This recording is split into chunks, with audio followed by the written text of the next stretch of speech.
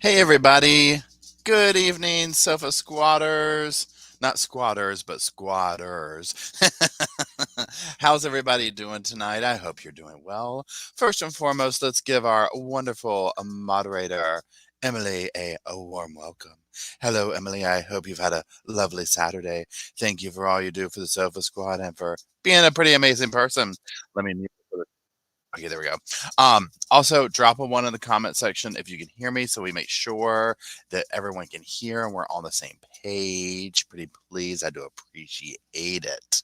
Now, that being said, I hope everybody's doing well. Long time no see. Thanks, Tori. I appreciate it. Thanks, Amy. Um, thanks, Juju. Thanks, Cunning. Thank you, everybody. Hey, finally learned. Hey, Indy. Hey, RGB. How's it? Hey, Amanda. Thank y'all. Thank y'all. Awesome. So, last night on the main channel, we did our celebration of 100,000 sofa squad cushions on the sofa. And tonight is our kind of regularly scheduled weekend program of reviewing a documentary. So, here's the thing. If this is your first time here and you came from the main channel, make sure you're subscribed to this channel because it is different. Over here, we go live from time to time. Recently, like the last month or so, we've been reviewing documentaries, true crime. If there's like some kind of major case, we'll go randomly live over here and do that. And then the main channel, we do go live, but it's more like special event type stuff. So it's basically just different is what I'm getting at. Now, I will let y'all know I'm still kind of under the weather. So if I seem kind of foggy or whatever, I do apologize. But I'm on the mend. I've been doing a lot of resting today. Please hold. And that's it. So what we do over here is this is a live chat. So if you're used to my edited videos, this is going to be different. I stop, I talk, I converse. However, I have already recorded the version of this that will go on the edited channel, the main channel. So if you just want to hear that without me stopping and, just being silly, then wait for it over there. It'll probably come out this week. And I actually think they're going to be uploading the edited version of Abducted in Plain Sight Part 1. Hey, Chrissy. This week. So this will be kind of like it'll come out several days later is what I'm getting at. But just be on the lookout for it. That's all I'm saying. Now to give you some intel into come here, Roscoe, come here. Well, first of all, Roscoe wants to say hey. He is very somebody up there a minute ago said, why is it that 5 minutes before the live starts, my dog starts asking for attention? Y'all, Mr. Roscoe as well. He's thrown off because I recently rearranged the studio, and so the puffy chair that I have here is gone, and I'm literally sitting in a metal folding chair, and so there's really nowhere for him to sit with me, and so he's kind of like, hello, the silver plaque has gone to his head. Okay. He has major demands these days to be in these videos.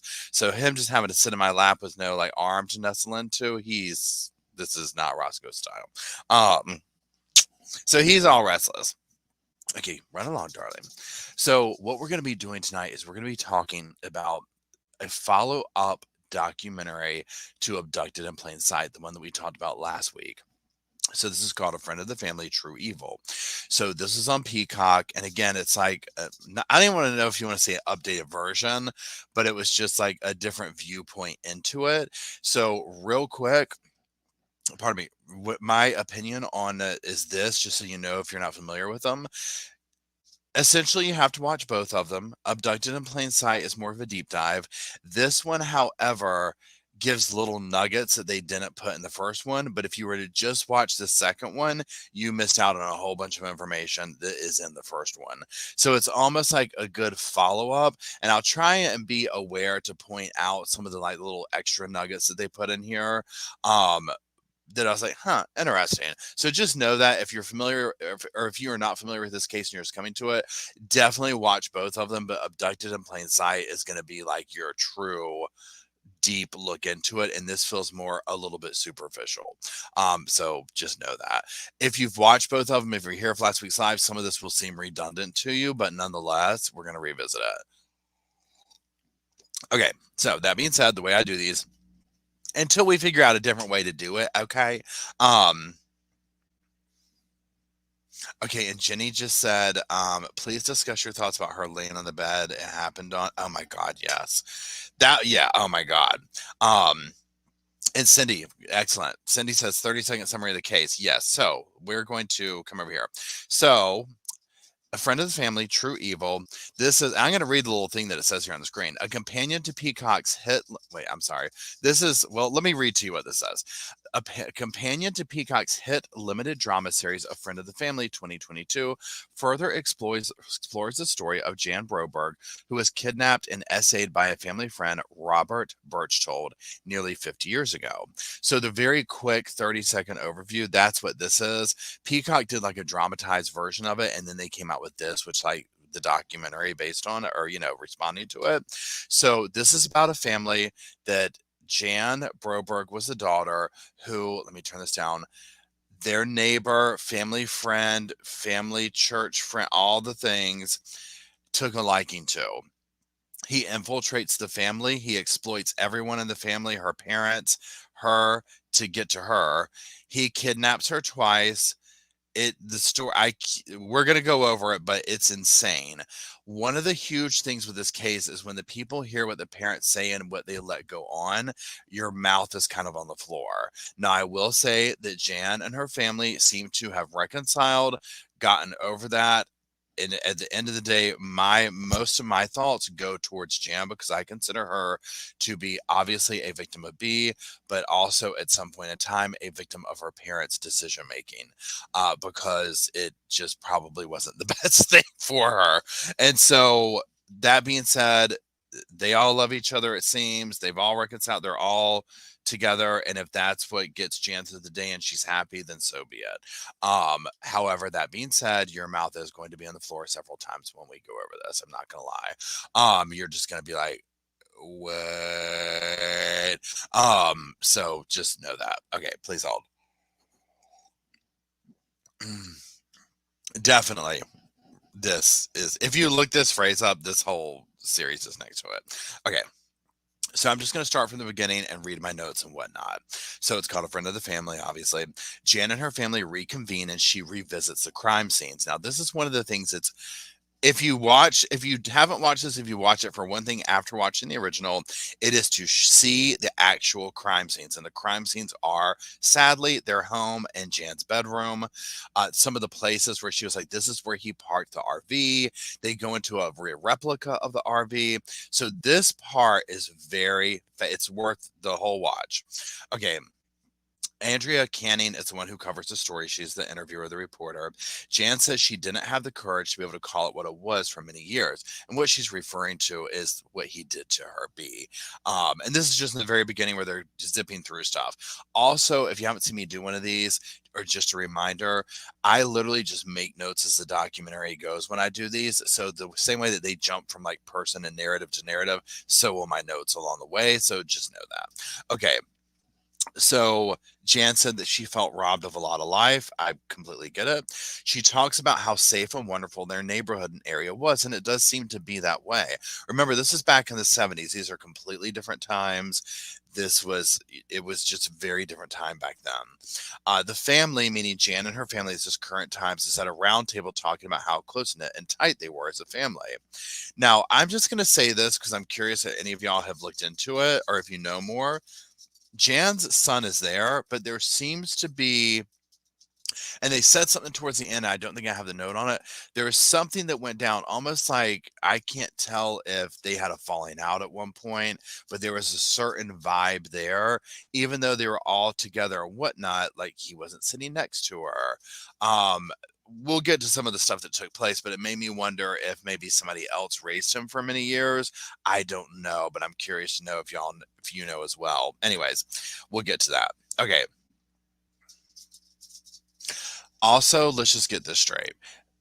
Robert is the name of the abuser. However, her father's name is Bob, and they call Robert B as his nickname. So we will refer to him as B to make it simple. So we're not doing the Bob, Robert, all that kind of stuff. B is the abuser, Bob is the father.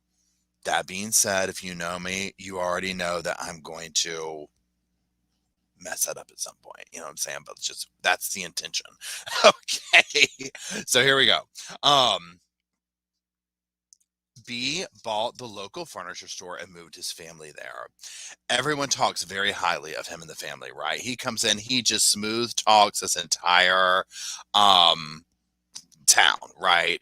Typical raging narcissist. So you can imagine way back then he swoops in, they have the furniture store, they go to the church, they do this, they do that, so um he was a super nice guy.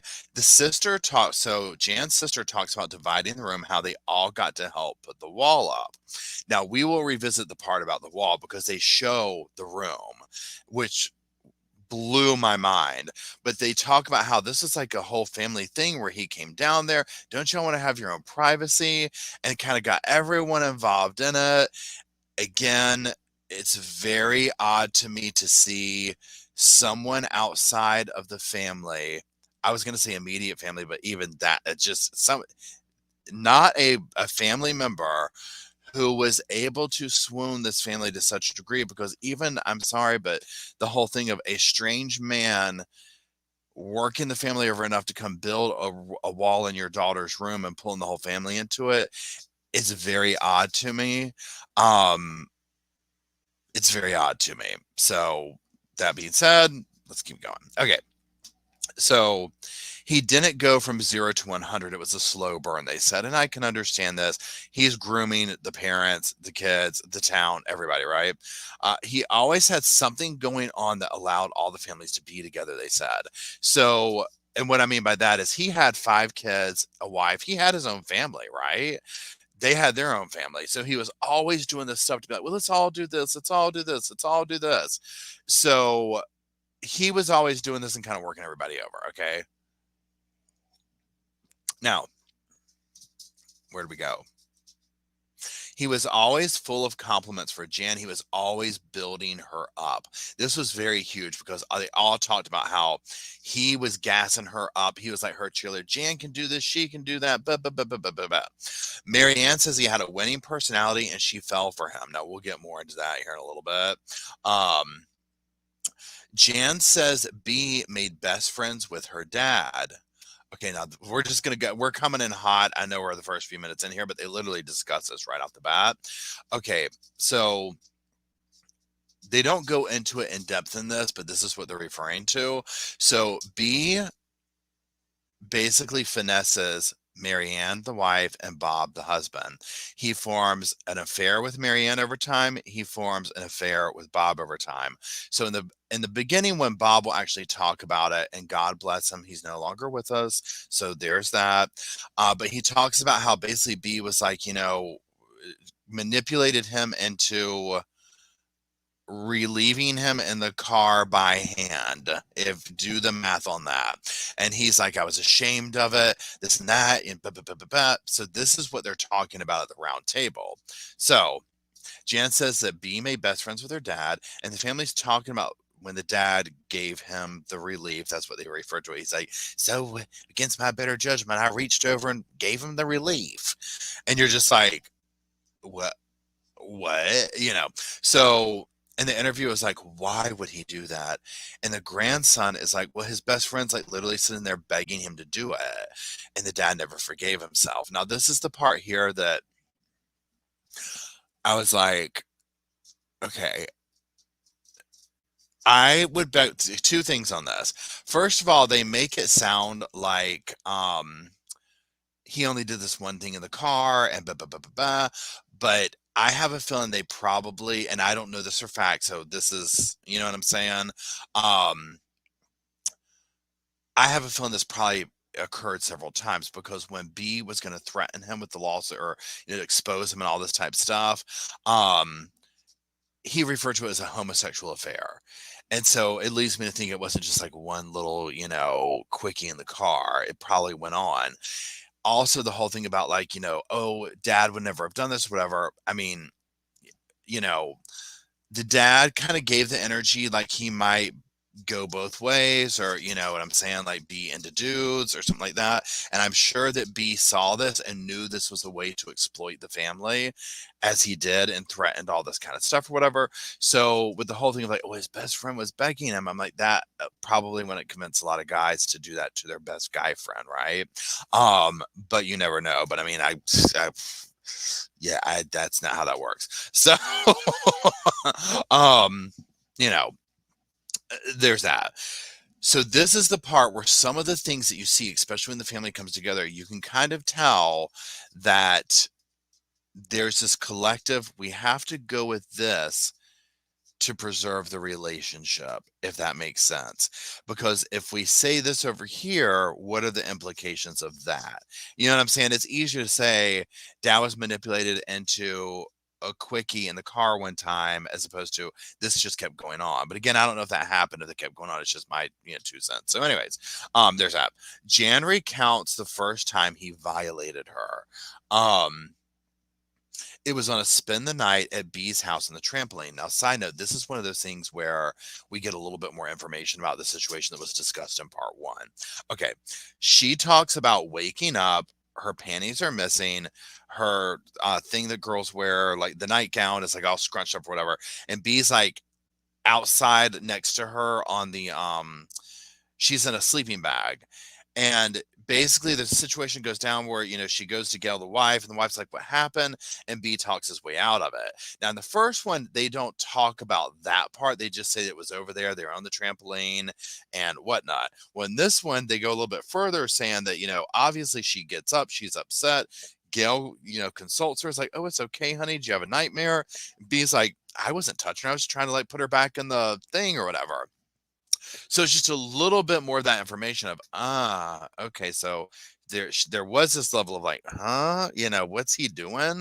Um, so there's that. Uh, they talked to a therapist, a psychologist, who says that this is an extreme case and really not the norm for abuse cases. Because the things that he did, this guy was doing alien voices, for God's sakes. This guy is off, and I'm talking about B, is off his rocker completely. Okay, sleeping with the dad, sleeping with the mom. Literally, you're sitting here like, where did he find the time? It was like this family, and I guess that's what it was his whole focus, right? So there's that. Okay. They go back to Jan's childhood home. Now, this is good. They talk about good memories, and then they go to the old bedroom and they show the wall he built. She was totally isolated. Okay, so here's my thing, and I said this in the other video I did. Okay, in my mind, for whatever reason, when they talk about this wall and the house and he's sneaking in, he's doing this, in my mind, I thought this was this big ass house, right? So when they show the house and it's just like a standard, I don't know what you call it, but like a ranch house, a one floor or something like that. It wasn't this huge house. It wasn't tiny either. You could tell they lived a nice life, but for him to be doing all this stuff in the house, I was like, oh, wait, this isn't like some massive house where people are forgotten about. However, her room, you can tell where the wall wasn't, probably was this big room that her and her sister shared. Well, she said that with the wall gone, and they showed the windows up here, and she was kind of isolated. There's nothing above her bedroom, nobody's bedroom or anything like that. So she said back there it was like pardon me, you were just kind of quiet, like there wasn't a lot going on in that part of the house. So there's that. So that part was interesting to me, but also very chilling. And I also felt bad for Jan, seeing her go in there. I was like, my God, right? Okay. After 2 years is when, so this goes on. Bob is grooming the family and all them. So after 2 years of this is when he pulls this whole thing about he needs therapy. And here's what I'm talking about. Okay, so after 2 years is when he says he's in therapy, and he convinces Jan's parents that he needs to lay next to Jan while she sleeps and listen to these tapes to get over his trauma. Jan says he would lay on top of the covers. The door was open, her mom would come and go. Okay, let's pause there for a second, because more information was given in this one than in the first one. So what he's talking about is he presented to them, to the parents, and he said, look, I had this fixation with Jan. It looks like it stemmed back to when I was a kid. I had relations with my aunt, and so I've met with a therapist, and what they want me to do is work through this by basically spending time with your daughter. Of course, it's going to be Jan, and listening to these tapes, laying with them after they've gone to sleep, and just kind of working through this and experiencing and moving on or whatever. Okay. So I know, but just brace yourself for this whole thing. So that's what it is. And the parents agree to this. Okay. Now, the first one made me think, and before you sit here and think like, Paul, it doesn't matter. Trust me, we're going to get to that, but just let me get the thought process out. The first one made me think he was going in there like it was just at nighttime, everyone had gone to sleep, and he was just spending the night in the room. horrible thought. And this one, and the thing Jan says this, well, he was laying on top of the covers, and mom was coming and going. And it was very intriguing to me because this is one thing I said in the video that I recorded yesterday is number one, I was like this. I was like, I don't care if it was Gail next door, the wife, who came up with this, talking about, I need to lay in your daughter's room. Absolutely not. I don't care if it's a woman, especially a man. I was just like, okay, shy of her father, because remember, she's a kid, right? Dad sitting in bed reading nighttime stories. Anything outside of that, especially when you start getting into the next door neighbor male wanted to lay in the bed with her. Are you kidding me?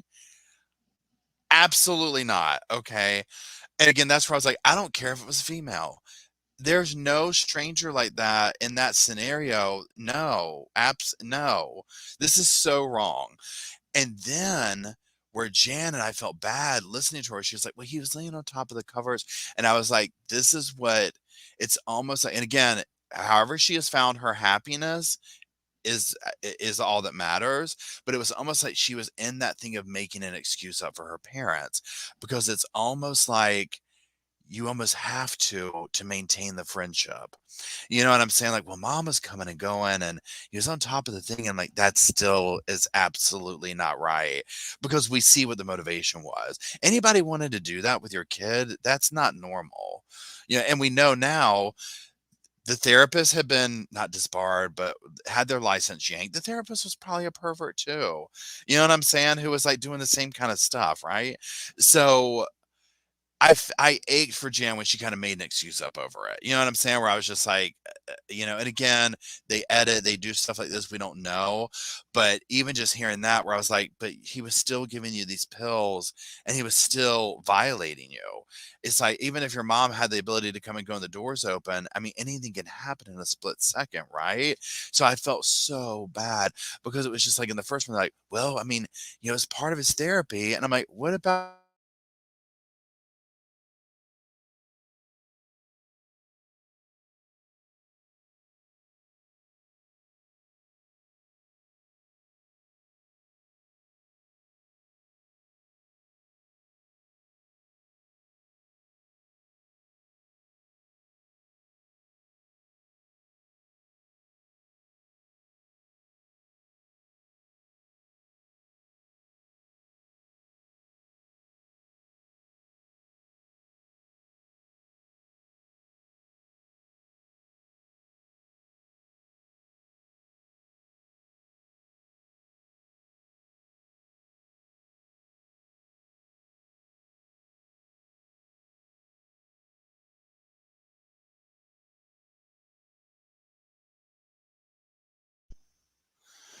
okay, are we back?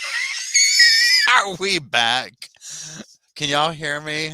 I was going off, y'all. I was going off. It was muted. It was muted. Can y'all hear me? Okay. That's empty. You gotta watch me. You gotta watch me. You gotta watch. I would never, ever be good on radio. Okay. Literally. They'd be like, everybody be like, what morning show do you listen to? Be like, it's the weirdest thing. This guy comes on and talks for 30 seconds and then like radio silence for the whole car trip. It's kind of relaxing, right? Sorry about that. Okay. So, anyways, okay, so I can't remember where we were at. Thank you, Elaine. I appreciate it. Thank you. Um, okay, so I don't know how when I went muted, but I'll talk about the last part. We already did the thing about laying on top of the covers. Okay, so after 2 years, B says that he needs to deliver some furniture near these horse stables, and he was like, "Look, I'm going to take Jan with me," and this is when he kidnaps her the first time. Okay, so this is where we pick up in the first one. Um, This is where we pick up in the first one. Wait, hold on. Is the sound gone again? Is the sound gone again, everybody? I'm seeing people say the sound's gone, but maybe they were watching at a different speed. Can y'all still hear me? You're good. Okay. Okay. Okay. Cool. Cool. Cool. Okay. Because some people are watching like at different speeds or whatever. It'll come back. Okay. So Okay, so I'm gonna keep going. I'm gonna keep going. Okay, so in the first one, this is where he kidnaps her, whatever. So this one let us know a little bit more of like, oh, he used the we're going to the horse stables, and she really wants to go. Of course, she's a kid, right? Um, so he takes her to a state park. Now, in this one, they go to the state park, and what's so weird and ironic is a beautiful state park, and it's called Massacre or State Park Massacre Rock. And I'm like, isn't that fitting? Okay, so this is where he takes her to the awaiting motorhome. So when he kidnaps her, he has his motorhome waiting, and that's where he takes her to. He drugs her. He takes her there. Okay. The sister says no one even considered it a kidnapping. This is the part that's kind of like mind-boggling to me. And even the FBI dude will say this. The FBI dude's like, we didn't really even have names for people at this point. The stranger danger was new. This was just coming about of what you call people who do this to children. You know what I'm saying? Like, where it's a common term we see in these cases all the time now, sadly. But back then this was kind of new. So I'm like, okay, so kidnapping was like, not as common and that kind of a thing. So, but for them, they're like, this guy was so much like our father or a family member. You know what I'm saying? Like, they're like, we never considered that he kidnapped her. And I can understand it first, because this is what I keep going to with this. At first, I wouldn't have thought the kidnapping thing happened either. And I'm talking about those first few hours. Even overnight, my mind would have been they're dead in a ditch somewhere. They are stranded somewhere. They are in trouble. You know what I'm saying? That's where my mind would have been, which is what blows my mind that the parents were willing to wait 5 days to contact authorities. Um, because in my world, I'm like, and especially once they found the car with blood, we'll get to it. But I'm like, I would have been like, they're dead on the side of the road, call 911. You know what I'm saying? Like, yeah, kidnapping wouldn't have been in my mind either, like, at all. You know what I'm saying? Like, I would have been like, he didn't kidnap her. They clearly got in a wreck. That's my first thing would have gone, which is why I would have been prone to calling 911. This is what makes me wonder about it, because I'm just like, because so many people say that they think the parents knew what was going on. And I mean, I wasn't there. I don't know, this could be, but that's where I'm like, this particular case, I'm like, okay, here's a prime example. If you didn't know what was going on, how do you not know? How did you rule out they were in an accident without calling 911? You know what I'm saying? Like, that would have been my first thing, and then kidnapping. Like, once it became obvious they found the car and something sinister was going on and all that, that's when the kidnapping thing would have been like, oh, what? But again, for the first few things, I just would have been like, they are dead somewhere in the car. We need to be searching the roads. Please hold. Anyways, so that part it's another one of those parts where I could go on and on and on over it. Okay. Mom says they got a call saying they found the car, it has blood on it and Jan's stuff. And this makes them think that something bad happened to both of them, which again, that would have been logical. He did this, he set it up. They think that he's this wonderful man, right? So at first it would have gone from they're dead on the side of the road. Now they've both been carjacked and are dead something. And somebody just said, where is it? Crazy retired lady, how are you doing? Gail had to know, that's why she had them wait 5 days. 100%. So once the evidence came out that he's done this to other victims and stuff, because we're going to get to another victim, that's another reason to watch it. Gail has been down this road with him before. And so she knew the signs to be like, oh God, here we go. He's found another victim. Let me just put this off. And that's what ends up happening, basically. So here we go. So they think that he did. They think they're both hurt or whatever. Okay, so Mary Ann calls Gail, and she said, and it's like, what's going on? And she's like, well, B had been working on their motorhome. So this is how they figure out to tell the cops about the motorhome. When they go there, it's gone. And their police are like, he took her, and no one can believe it. At this point, they are still like, huh? Like, what? And Gail knows, though. You know she knows, right? She's kind of like his little, I'm going to say accomplice, right? I mean, let's just, call it what it is. Okay.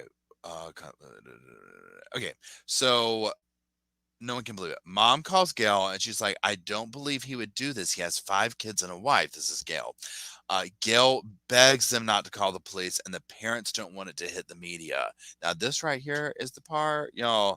are dead somewhere in the car. nobody, I can understand being like, oh my God, this is going to be whatever. However, that thought is like a minute one that goes through, and the overriding thought is, this dude has my daughter. You know what I'm saying? He has taken my daughter, even though I might not want to believe that that he kidnapped her, or that he did this, and that, oh my God, it's going to get the whole town in a rout. Let's get everybody riled up. You know what I'm saying? Like, it's not you that did it, that he kidnapped her. Like, that's the part that blows my mind, is that they were like, we didn't want to get everyone riled up and to depths. Anyways, okay, now we're fast forwarding to what do you call it? Uh current times or whatever with Jan in the documentary. Okay, so they find a very similar motorhome to take Jan to. She's very emotional about this, and she goes to the back bedroom area where she was originally, and she reenacts being strapped down and what it was like to wake up. And she talks about the white box with the alien voice. Jan tells a story about being told she was half alien and from a planet that she had to that she had to save by having a child by the age of 16. She said it was the most frightening, terrifying place she's ever been in her life, even up to that point. Okay. Oh, thank you, Dwayne. You're so sweet. Dwayne's been, pardon me, hooking everybody up, y'all, with memberships. Give him a round of applause, and be sure to check out all the membership features. Okay. So Jan is, as an adult, in this replica of this RV in the back, taking us through it. And your heart is just like, because you're imagining that little girl waking up. Now remember, all she knew is she's going to the horse stables. He drugs her. She wakes up strapped down in an RV. You know what I mean? So it's like, what? You know, a white box next to her talking about, Jan, you must save the planet. You must do so by getting up with this pervert in the front of the RV. And the story she tells, you're just like, this is where I'm like, this guy is an absolute maniac. Okay. Like, this is where I'm just like, who comes up with this? Like, but it worked, right? I mean, he was able to, it's like he could hone in exactly, but remember, she's a kid, right? Um, Seeing her lay on the bed like that and relive it, and then imagining her as a kid, it was so like, I don't know, like I couldn't believe she was able to do that. Number one, it was just like, what? Um, well, yes, yeah, it was very bizarre. Okay, the whole reenactment and all this type of stuff. And remember, she's talking about being chained or strapped down to the bed or whatever. You know, it's this old timey 1970s looking RV. It's just, you know, so okay, there's that. So this whole story about the aliens comes up. She walks us through it, that kind of thing. She talks about finding B on the sofa covered in blood and thinking he was dead. She thought he was the male companion that the aliens were talking about that she's supposed to have a baby with.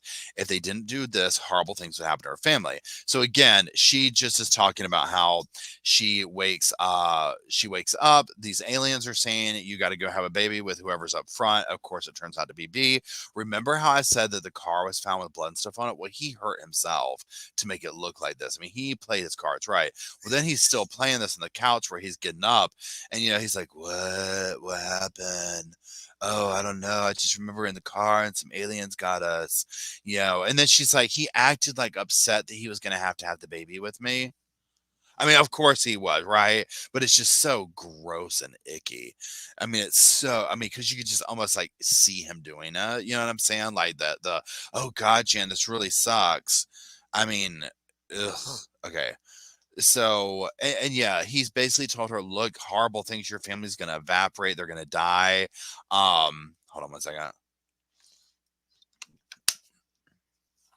And whatnot. So Jan says, okay, so then 5 days after the abduction, he snuck her to Mexico. Now he says that he made her, or they say she dressed up like a boy to do this, which was interesting to me because they didn't tell you this in the first part. So the FBI is totally looking for her now. Then they go to Mexico, the production team, with this docu series. Um, Pardon me. It's this beautiful little coastal town or whatever in Mexico. And Jan says that he takes her to some rocks and he gives her a ring. And he says that they're going to get married and all will be okay. Now, one thing that was very interesting in this clip here of this, she's talking to the woman, um, the Andrea Canning, whatever her name is, interviewer. And Jan's talking about the area and she says something to this effect. She's like, and isn't it a romantic place? And the way she said it, the interviewer goes, "Ugh," and then Jan kind of reeled it in very quickly and was like, yeah, I mean, almost like it was creepy in that he brought me to a romantic place. But it was almost like, because remember, at one point, Jan falls in love with him. And so there's this very weird back and forth because she speaks of different times of looking at him like a father, looking at him like a man, looking at him like an abuser. You know what I'm saying? Like these different varying levels of it. And so it's very like, and so she talks in some ways where you can tell it kind of makes the interviewer a little bit like, okay, you know what I'm saying? Type thing or whatever. But again, she was a kid when this happened. So of course it's going to be like super confusing for her. Eh, so there's that. So let's see. Okay, so Jan says in order to cope with what he did to her body, she would have to detach and she would look out a little window and count leaves. Now she's talking about like this little window up there like RVs have and stuff. Um Her sister says it was a very stressful time when this was going on. The case was in the newspaper. This was like, I mean, you can imagine, right? This was everywhere. And the family, of course, they don't know where she's at. So this whole thing's going on of what's happening. Where is everybody? Where's Jan? This, that, and the other. So there's that. Okay, so B, where are we? B calls his brother. Now they talk about this part, again, but they don't interview the brother in this one. They do in part one, where B calls the brother and was like, um, look, I want to bring her home, but I got married, so they're gonna have to write a permission slip saying that she can get married up here, so on and so forth. And the brother's like, nope, he works for the FBI to catch him. Now, this was what was interesting about this. So where does it go? Okay, the FBI said that they traced the phone call because at one point on the phone, he's like, I got to put more money in. Um, and they traced the phone call to find, to like basically phones that it's like, it costs this much money to call from this area. So you see what I'm saying? So they trace the phone, and that's how they find him. Is that by being like, okay, these are the phones where you would have to put this money in to call to this place. Very fascinating to me. The forensic I don't know if that's called forensic science or whatever. Hold on one second.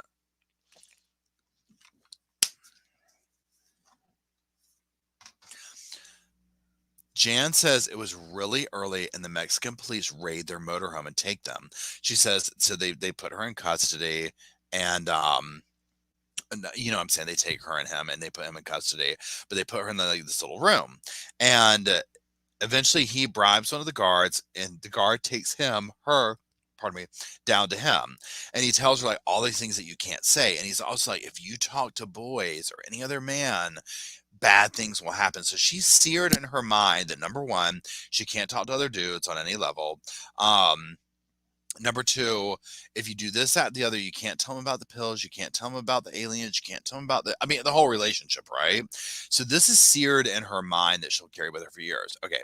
So the family eventually gets Jan back and now the interviewer went in on the mother a couple of times, right? The interviewer asked the mother, did you ask him if he ever SA'd her? And the mother says, no. Now, on this other thing, she said that was not in her mind. However, they did ask the doctor to check for signs of abuse. I'm sorry. And the doctor said that there was none. Her hymen was not broken. So this was my thought process on this. Clearly, what's his name probably was, let's just say, gentle enough to evade like getting caught. I don't know of any other way to really say that, because that's what I took from that. I still don't understand how when all this could go on, you would not think that that didn't happen. You don't want to think it, you know what I'm saying? But that level of naivety of, no, I didn't think that he had done that to her. He married her in Mexico. You know what I'm saying? Okay. Okay. Wait, hold on. Okay, so the interviewer is now talking to the psychologist and says a lot of people have a hard time believing that the parents would not think of any SA going on. She's asking, what could this be? And the psychologist said it's hard to say and that PEDs weren't that common back then, and this could have been very new. And I'm sure there was a little bit of that going on, but again, of all the things, like in my mind, I would be like, wait, all those times he laid in the bed with her, all those compliments, and then he married her. You know, and it gets worse. So there's that. Okay. So B claims that he abducted Jan during a mental breakdown, and Jan will say that he never touched or harmed her. He made bail and was told there's no contact. Now, she's not coming out saying this. The narrative she sticks to is that her biggest concern was carrying out this mission with the aliens and making sure nothing happened to her family or this planet. And so she was protecting that kind of a thing. And then obviously the stuff that goes along with the shame, the secrecy, all this kind of stuff, believing what he said, these type of things are all intertwined. It's very confusing for a child. Okay, hold on. What's going on here? Please hold. Oh, wait.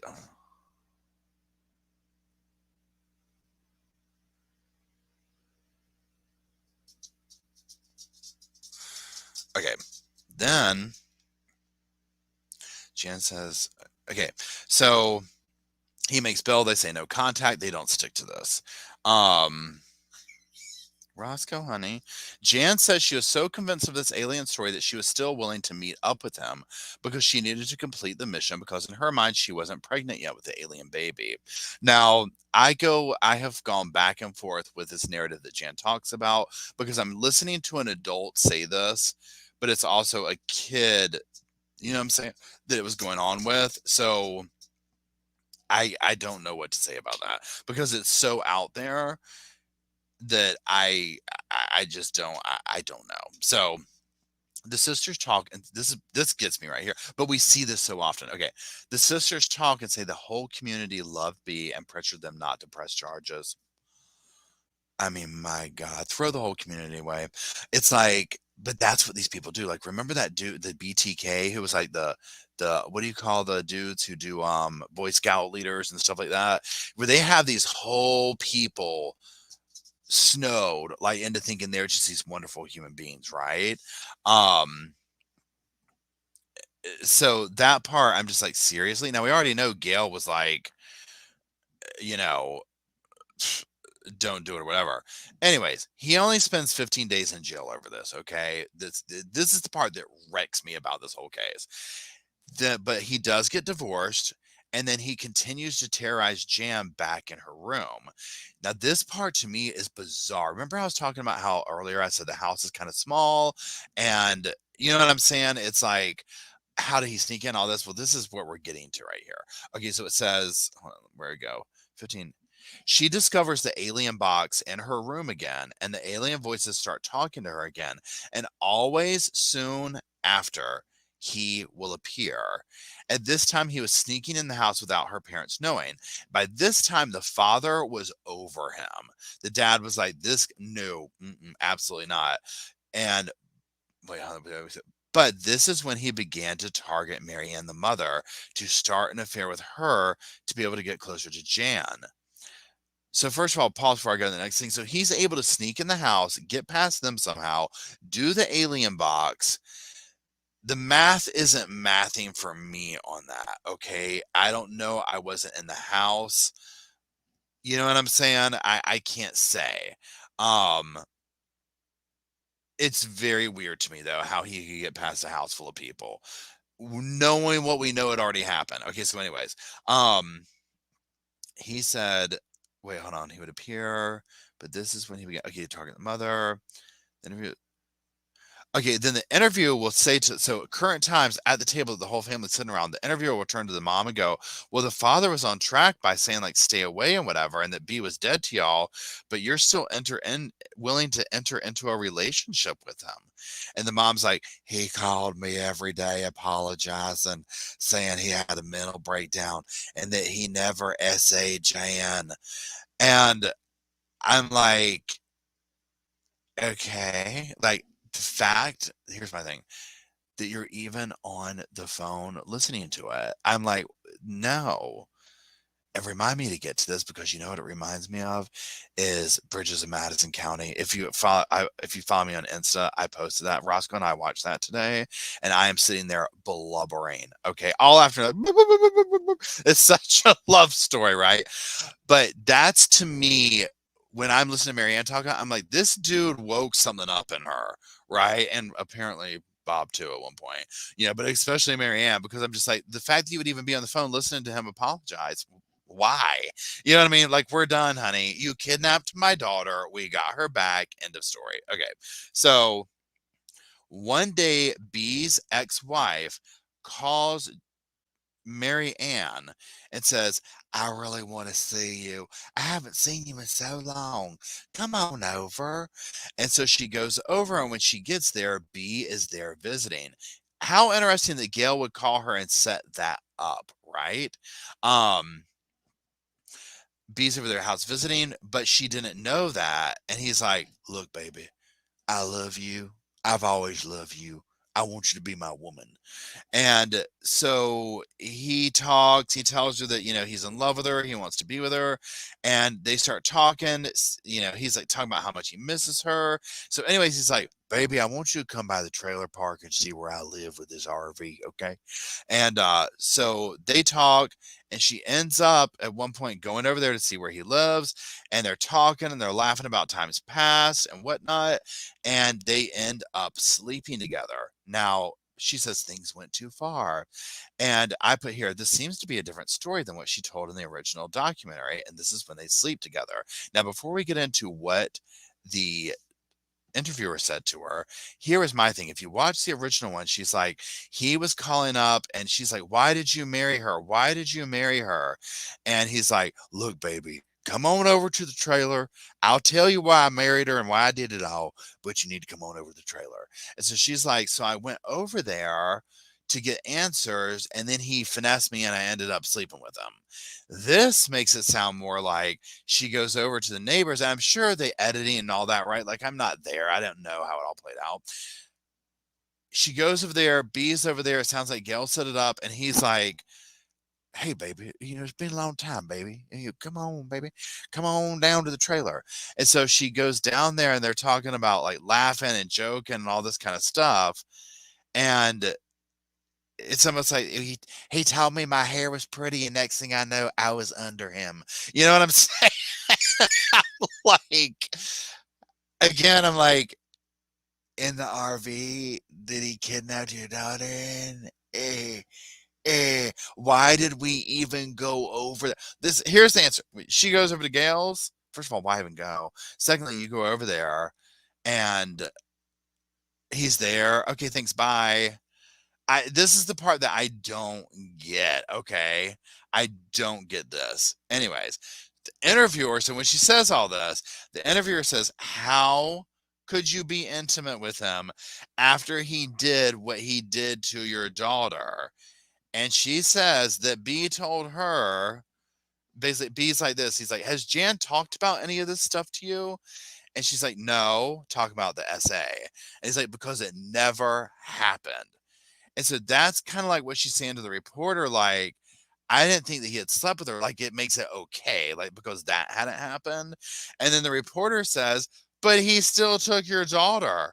And then the mother just kind of stares at her dumbfounded. And she's like, how could you? The reporter's like, how could you still do that, even if he just took your daughter? And the mother says, stupidity. And then the interviewer says, now I fell off the sofa over this one. Then the interviewer asked her, how did you feel the next morning after you slept with him? And Marianne said, this is Marianne's response, like a bitch. When I say it was the last response I ever thought she was going to say, I was like, come again?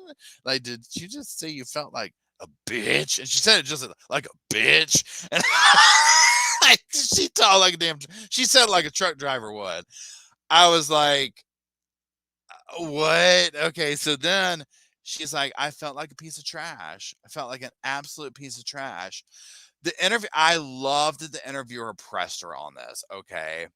I absolutely love that she did, because these are the questions, because this is exactly, you can see the mother's thoughts where she's like, well, I didn't think they had slept together then when I did that. It doesn't matter. It's like, again, the fact that you're, even if she was like, well, then this happened, why were you even at his RV? There's nothing to sort out. They can't be sorted out in the court.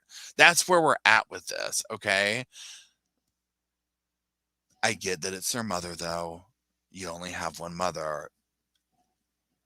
I get this, that you're trying to preserve the relationship, right? Okay. This part had me, it had me a certain way. Okay. Soon after this is when B calls Jan's dad, so Marianne's husband, and it's like, hey, Bob, just so you know, look, I had your woman, and also I just want to add, it wasn't that good. I was just joking. He didn't say the thing about it wasn't that good. He does call her up though, and he's like, "Look, I had your woman. I just want to let you know she is going to be leaving you in your little floral shop, okay?" And he's like, of course, Bob's like, "Okay." So they split up. Jan, Mary Ann and Bob split up. Okay. Then Jan speaks. Wait, hold on. So they're telling the story at the table. Jan says that he was a master manipulator and is basically like completely corrupted. Oh, no, I'm sorry. So at the table, this is what Jan says. She's like, he was a master manipulator. He corrupted my religious, innocent, wonderful parents. She kind of goes on talking about like almost like in the way of like these wholesome parents that he did this to completely. And I tend to disagree with that. And I'm not saying they're bad people. I'm not saying they're not what she wants them to be or think they are. But they made, again, it's like she's almost kind of making some excuses to be like, look, this behavior is not normal. What's going on here? They put you out there on Front Street, girl. Okay. They put you out there on Front Street, meaning her parents put her on Front Street with what's his name. Okay. After a few weeks, the parents are back. Okay, now I don't know what this part is. Okay, so fast forward, Jan has turned 14, and by state law, she can now legally get married. So B decides to get her to pressure her parents to let her marry him. And they say no, shockingly. I was shocked. I was shocked that they said no. They say no, and then B says, okay, well, you have to run away again. So now here's the interesting part that we go into more, because in the first part, the original series, it's more like she got kidnapped, and that this is more like she's made this transition into, because she'll say at one point where she made a transition at one point into loving him like a father to loving him like a man. And so you can tell in the second kidnapping, there's some, you know what I'm saying? Like I want to kind of be with him type thing. Okay. So hold on, Roscoe. Daddy's getting very animated with hand talk, so I gotta put you down. Okay. So Jan comes home, she stages a fight. She comes home, gets real pissy over whatever. Slams doors, all this type of stuff, goes to her room. Parents get pissed off. She leaves and they don't see her again. B, in the meantime, takes her and he drops her off to a family that thinks that she is one of his daughters. And then he goes back home. Remember, he's divorced, so he's living in the camper, all this. Please hold. Okay, sorry. He can play off the fact that he has no idea where she's at. A week later, he takes her and checks her into like this Catholic school and enrolls her under a false name. He tells her that one of the nuns is an alien that will be watching over her. So she talks about her time at the school. Now, basically, it's like you're in school all week. And she was saying that he was coming up there on the weekends and basically SAing her multiple times over the weekend. Hold on one second. he told them that he was the CIA and they had done all this and they're in hiding and all this crazy stuff, right? Okay, so Jan says that B lets her finally make a phone call, and we hear this phone call in both part 1 and 2. And he stands there and coaches her. And she says that she was trying to make sense of the world that she lived in. Basically, like, if I have to live in this world of him doing this, I need to be in love, and it needs to be this to make it okay, or you know what I'm saying? She says that she was trying to make sense of the world she lived in. The feds eventually trace a call and they find Jan. They go to her school and she denies like over and over that that's her identity.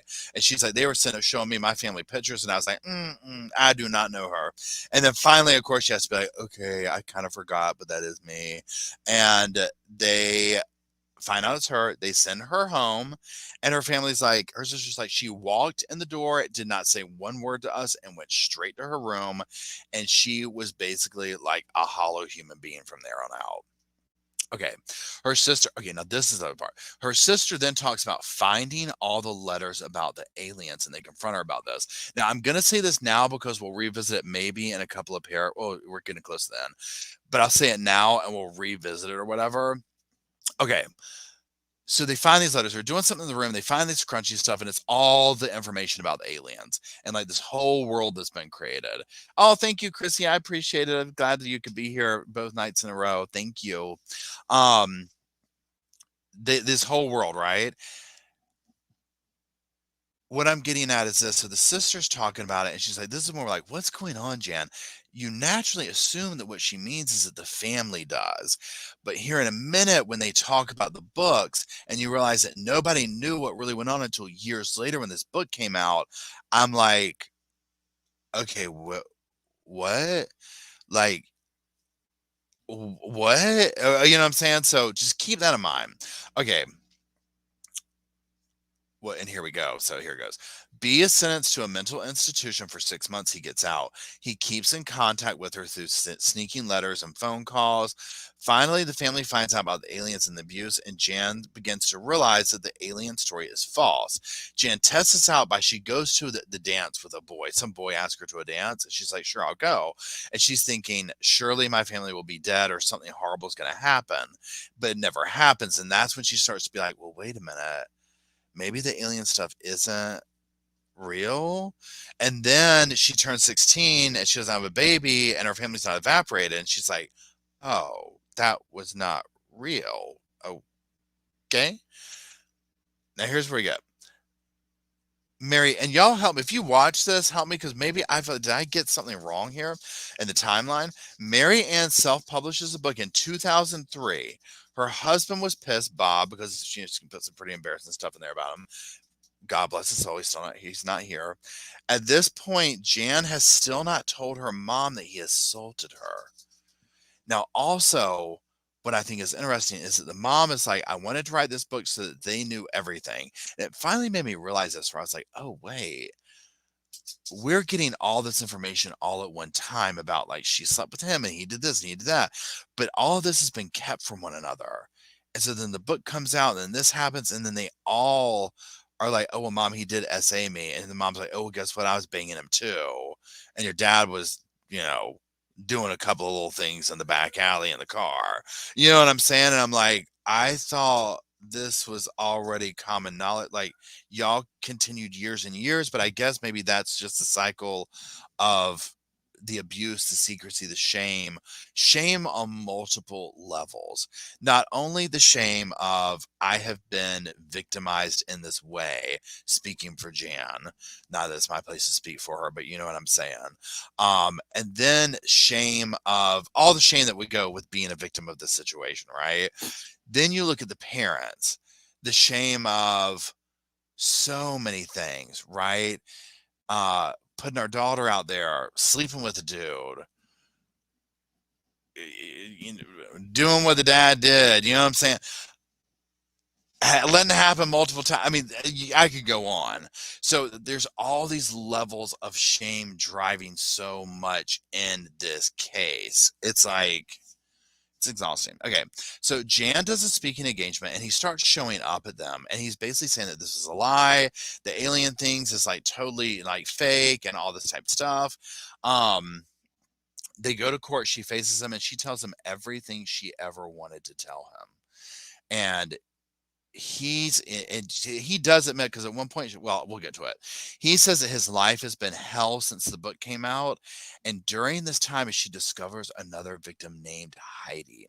Now, the one part where he's like, "My life has been a living hell since this book packed full of lies came out," and I'm like, they always feel sorry for themselves. Right? Like, I mean, look at Sarah Boone, for God's sakes, right? It's like these, and I mean, I know her crimes are different, but they're still just as heinous. These abusers who do this is I always go, oh, my life is being put out. Pardon me, look at what you did to this whole family, especially Jan, right? The most innocent person in the whole situation in this. And you want to talk about yourself? Seriously? No. Anyways, so wait, where are we? They discover this other victim named Heidi. Now, if you remember from part one, she doesn't say it in this part. She didn't say the line, but in part one, she's like, yeah, I was turning 16 and B just started kind of like, he wasn't paying much attention to me anymore. I wasn't seeing him as much and all this type of stuff.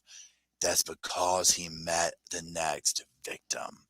And it gives me goosebumps because remember, first of all, when you start talking about like, no, I'm too old for him, I'm 16, it's like, okay. And we're talking about, what, 40-something-year-old man. So he meets this other victim named Heidi. Okay, so where are we? When B disappeared from her life, it was because he met Heidi. They unite the two, Heidi and Jan. And literally, Heidi is describing the same BS, okay? Hey, she's talking about the pills. She's talking about all this. But Heidi said something so profound. And Jan was like, I know exactly what you mean. I know exactly what you mean. Okay, so let me read how I put it. So Heidi's saying the same thing. He wooed her mother, the pills, all this. Heidi says that in her world, in her mind, she had to make B two different people. One was dad, and the other was this yucky, gross thing that she had to put up with to get to the good part. Because B was grooming her and doing all the same stuff, gassing her up, paying all this attention, and she said, she compared it like this, where it's like, it's almost like we have this over here, but you still have to go wash dishes. You got to do this, you got to brush your teeth, you got to do the little bad part to have the good part. It's like something that goes with this relationship. And Jan was like, I know what you're talking about. And it was the way the I forget what you call the thing where you compare something, but the way that she said this gave such a good context that I felt like Jan wasn't able to put into words for her part of it, if that makes sense. Heidi says that B talked about Jan a lot in the beginning. Jan says B calls her and said, oh, wait, no, I'm sorry. And at one point, what's her name? I thought I put this in here. Okay, well, at one point, Heidi's like, she went to like B's parents' house or some house or something like that. And he takes her in this room and he pulls a specific book down and he has nude pictures of Jan in there. And she's telling Jan this, and Jan's like, was I sleeping? And she's like, no. And Jan's like, I don't remember that. And what's her name? Heidi was basically like, yeah, it just made me think there's other people. He'll get away with this. Like, it doesn't matter. Like, he's done this. He's always going to be, you know what I'm saying? Like, he'll always be able to get away with this because here's these other girls. Okay. So Jan says she gets a phone call. So fast for a little bit. Jan says she gets a phone call from the DA. And they're like, look, we want to tell you this first before it hits the news. So what this is about is B goes to trial over the assaults that he did at one of her readings. Those dudes, the bikers against child abusers, BACA, God bless their souls, they were protecting her at some of her readings. And he showed up and showed out and like hit one of them and did all this crazy stuff, right? So he caught charges for this. This is what's sad. And all the abuse that he did, the only time he truly got in trouble, which I'm not saying he shouldn't have. I mean, thank God something took him down. It was over this. He always got out of the abuse.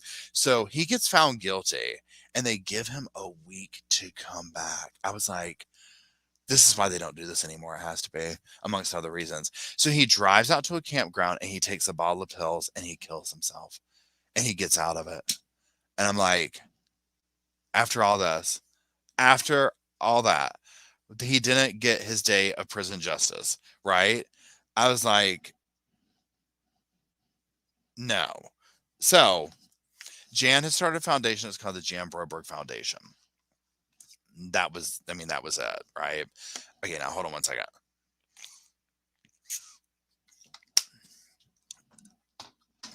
So that concludes our catching up on Abducted in Plain Sight. We're not going to watch the fictionalized version of it because we just can't handle it. So I didn't, this, somebody said this before I watched it. They said, yeah, this doesn't, the parents tried to, or the mom tried to, whatever. They tried to come out with this to speak to it and make it better, but it just made it worse. I'm going to have to agree. This docuseries made the situation, it made them look worse. And when I say them, I'm talking about really the parents. Obviously the father is no longer here, so it's the mother. It didn't help. No. Okay, there's so much like absolute no brokenness with some of the decision making. Again, the family's together, they're supporting each other, so that's all that counts at this point. you know um I just I was speechless. um Jan speaks out so this can bring light to it, doesn't happen to other people, the whole nine yards. So I mean, there's that. So that being said, I am getting ready to share the screen to show you the documentary we are doing next week. Please hold. Present. This one is a rough one. Hold on. I'll tell you another thing in a second, but we'll do this first.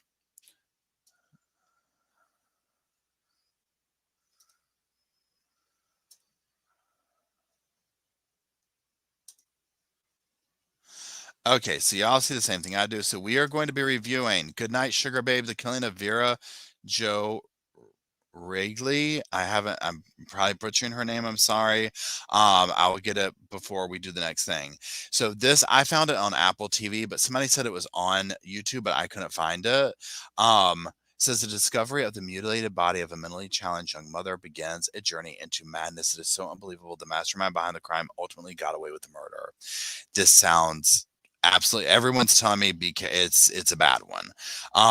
So I'm gonna watch it. We'll go over it and then we'll go from there. Side no, I'm not gonna, I'll say I'm gonna preface this with this. The docuseries, Emily sent me the link to it. I ripped through it yesterday. And it's called Cyber Sleuths, the Idaho 4, whatever case. I watched it on, I can't remember now, maybe Prime or Peacock or something.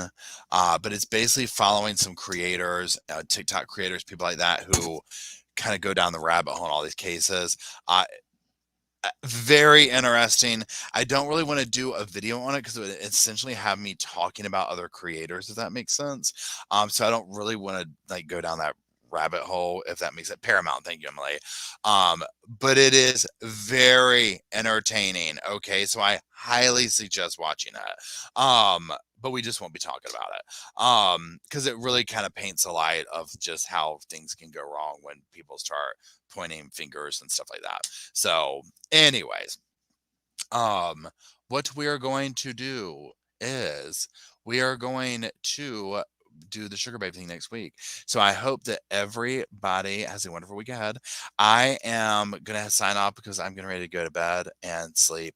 And that's it. I do appreciate all of y'all hanging out, going over this, living in Abducted in Plain Sight world for the last 2 weeks. I mean, this has been rough. We need a palate cleanser here, right? I'm gonna go watch some comedy tonight. Maybe that's why I was watching Madison, Bridges of Madison County today, because I was like, I need something completely just different or whatever. So anyways, y'all, everyone, thank you, Emily, for being here, for holding the fort down. I greatly appreciate it. Thank you, Dwayne, for gifting everybody memberships. Everybody's so thankful. I'm thankful. I really appreciate that. And thank you, everybody, for hanging out and making the Sofa Squad possible. I hope you'll have an amazing week ahead of you. And we'll touch base. We'll see each other. It'll either be Saturday or Sunday. It'll probably be Sunday because I'm going to a horror convention on Saturday.